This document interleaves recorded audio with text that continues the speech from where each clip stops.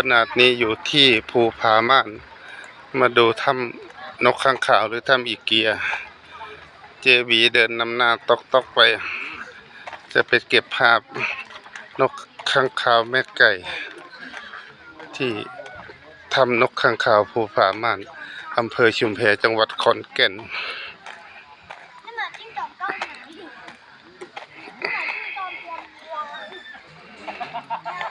ตอนนี้เก็บภาพเจ๊จะเก็บภาพนั่น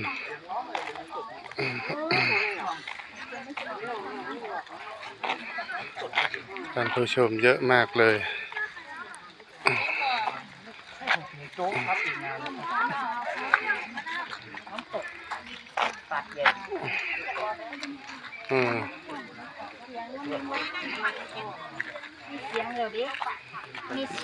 ตอนนี้ได้ยินเสียงแล้ว